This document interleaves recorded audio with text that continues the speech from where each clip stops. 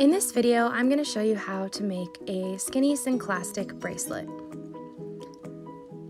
We're going to start with a strip of Cranston fancy wire available from Potter USA, and I am going to anneal this strip. It's actually about 16 gauge, so it's pretty heavy, and because we're going to do some intense forming with the hydraulic press, it needs to be nice and soft. So I'm just going to heat it up to annealing temperature here and then pickle it. And then once it's all clean and rinsed and dry, we can head over to the hydraulic press. And here I'm using the Skinny Synclastic Bracelet Former. And I'm just making sure everything is all centered in my press, making sure the urethane is centered, and then I can begin forming. I'm going to use this former to form the entirety of this bracelet.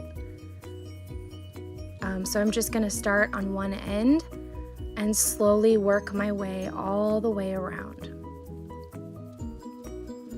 Usually it's helpful to start on one end and form to about halfway and then flip the bracelet around and form from the other direction. Just helps you to see what you're doing a little bit better.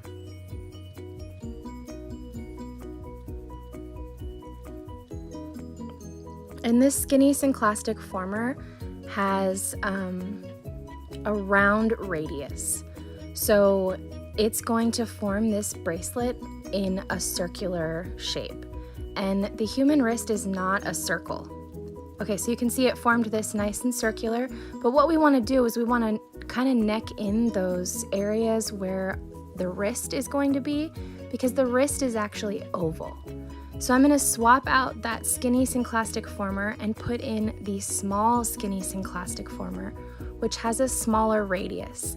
And I can use that to form just the wrist areas of this bracelet, and it will take the shape from a circle to an oval, which is what you want for a cuff bracelet, because the wrist is really more of an oval than it is a circle.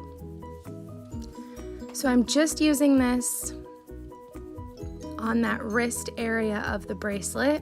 I'm not forming the whole bracelet with this, just the sides.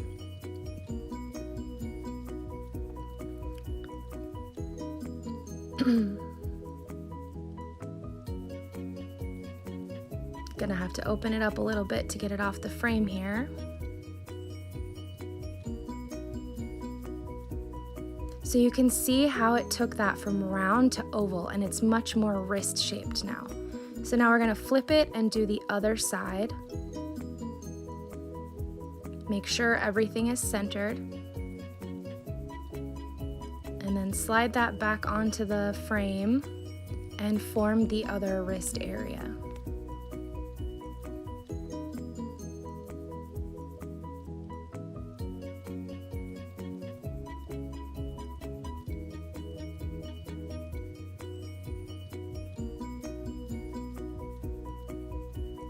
So you just kind of inch it along, forming step by step.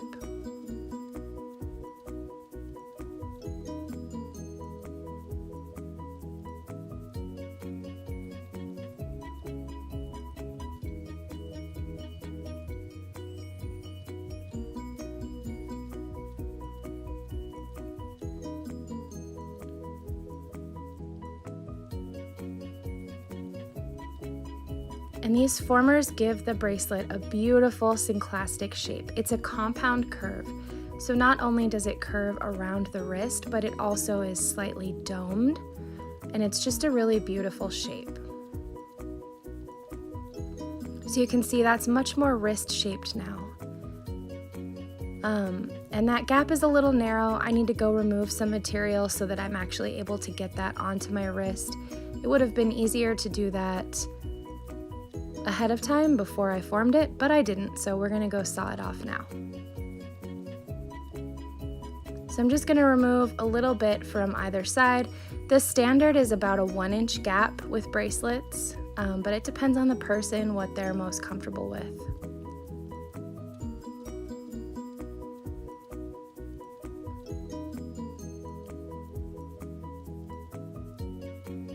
So I'm just using my jeweler's saw to remove a small amount of metal from either side so that I have a larger gap to fit the bracelet onto the wrist. Alright, and then after I've removed that material, I can just use my file to round those ends and make it smoother so that it goes onto the wrist more easily. It's a nicer shape. So I'm just going to round those ends off with my file here. You can see how it's nice and rounded.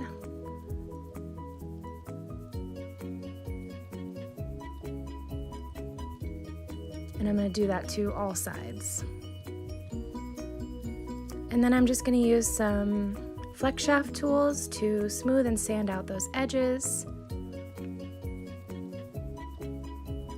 And it looks like it's going to fit great now. So now just a patina and polish and it'll be finished. Ta-da! A really beautiful, simple bracelet in just a few minutes with cranston fancy wire and the Potter USA Skinny Synclastic Former and small Skinny Synclastic Former.